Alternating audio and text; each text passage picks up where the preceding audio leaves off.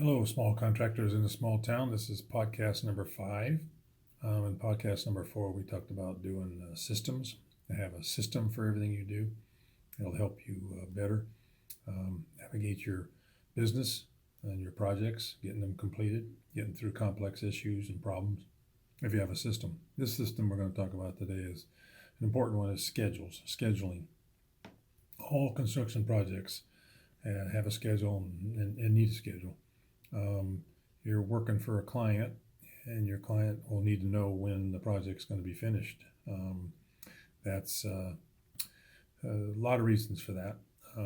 Your client has got to order product, hire people, advertise, and they need to know when it's going to be finished. So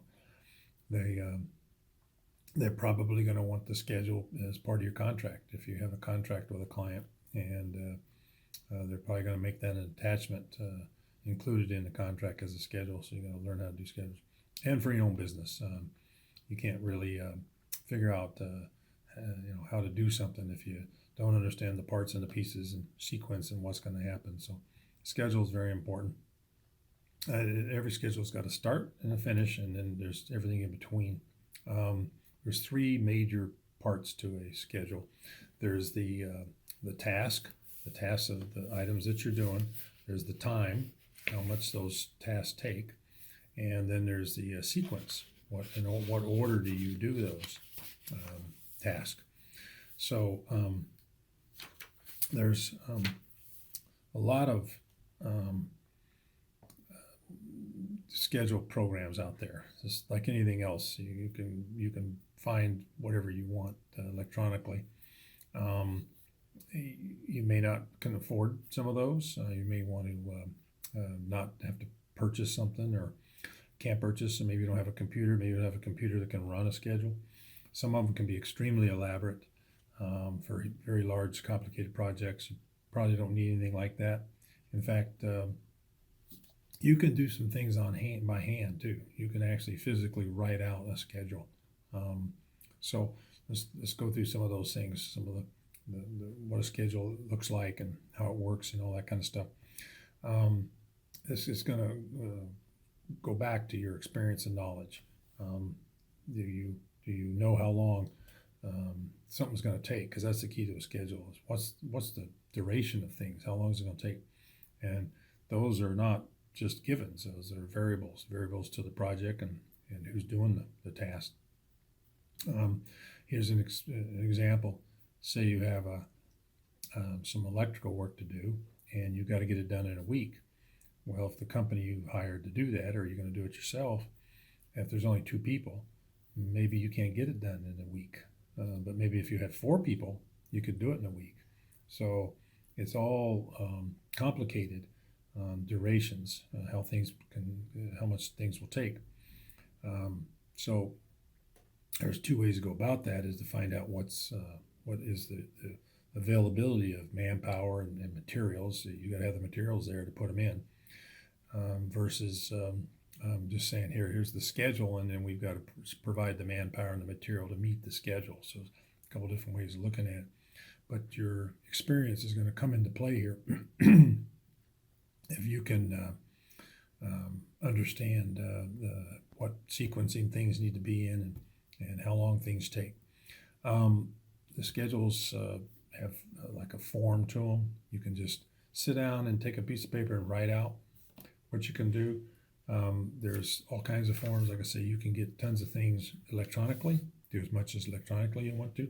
If you don't have electronic means, you can get something like a simple piece of paper like this, and you just have the days. This is like 1 week. What you're going to do on Monday, put the task in here. What you're going to do on Tuesday, and make one of these up every week.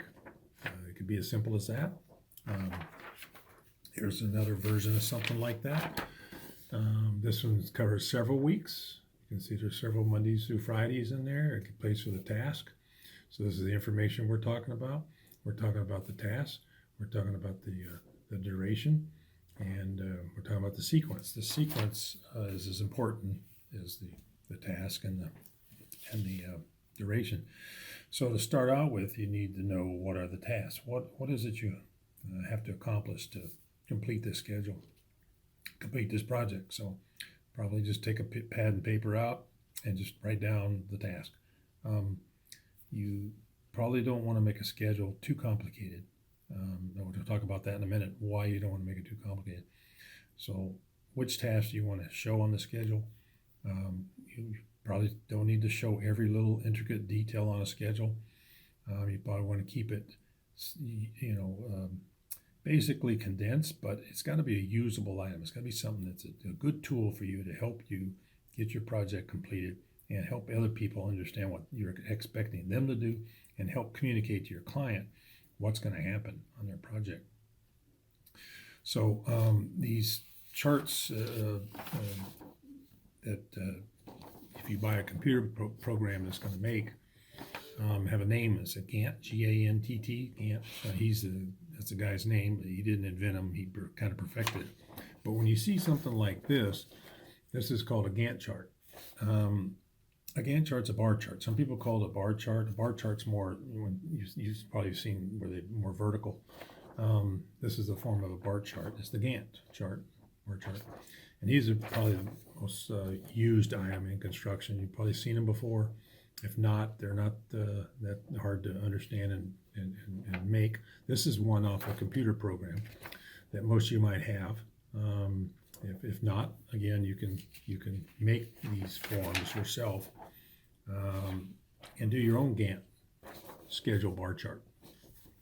As you can see here, we have task, we have durations, task, durations, when they're going to start and finish, and then here, this computer program then graphically shows it to you. This is kind of important, this graphic representation here. If you notice, it's kind of going down the page in about a 45-degree angle. That's kind of what you want to see in a construction schedule. If your schedule is vertical, time you put in your task and the durations and the sequence that you want them, and you've got everything kind of vertical, that means you've got a very aggressive schedule. And that's going to be a pretty Donnybrook project to get done. You're going to have to really get in, hustle, and stay on top of everything. And also then, if it's vertical, means it's very aggressive. And this is kind of the natural way a construction schedule works. If it gets more horizontal, that means you've got a really long, drawn out schedule. And generally, you're probably taking more time than you need to. The chart also is very important. You notice how it's got this 45-degree slant to it. That means that this task was started before this task. But at a certain point after this task started, this one started, and all the way down the page you go. Some tasks, you have to wait till you finish something. In other words, you're not going to put drywall on a wall till you build the wall, right? You're not going to put the framing up till you pour the slab. So some things have to happen in a certain sequence, but not everything has to completely finish. Usually the slab does. You generally, if your slab is small, you have to pour the whole slab before you can frame, right? But if you have another task, like you have 6 rooms, you can get the drywall finished in 2 rooms and start painting, and while you continue drywalling in the other 4 rooms. So not everything has to completely finish before you can start the next task.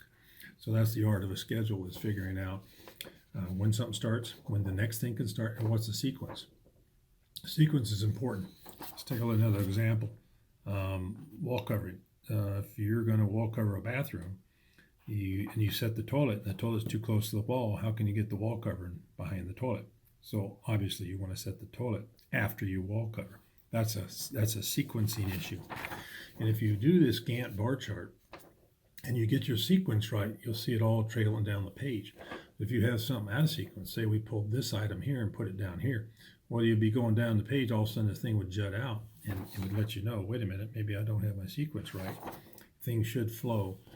What should go first, second, third, fourth, and then at what time after I've started something can the next trade or product come in? So those are important things about understanding a schedule.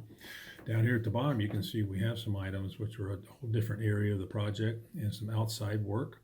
So they are going to start somewhere in the middle of the schedule, but they're not really in this the sequence of what's happening in this particular thing is rooms. This is inside. This is a whole nother area, and then so these charts show you real quickly, what needs to be done, and what sequence it needs to be done, what can start, and when the next thing could start after a task starts.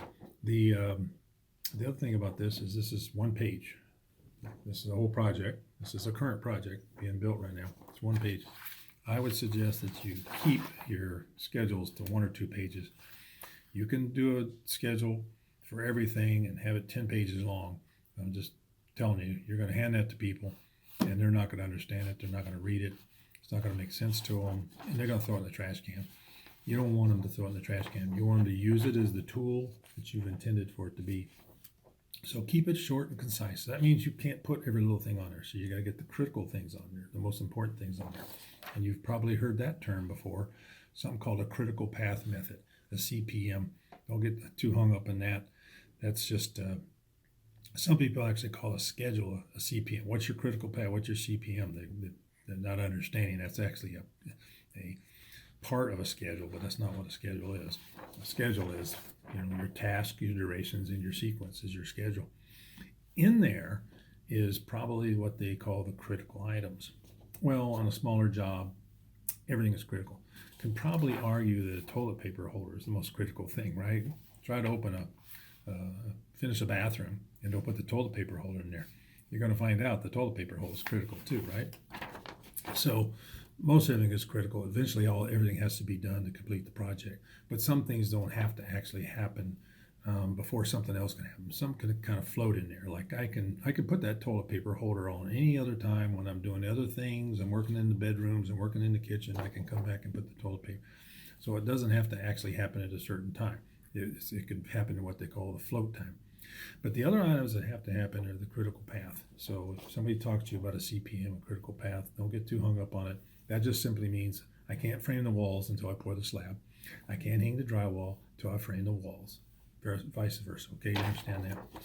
That's the way that works.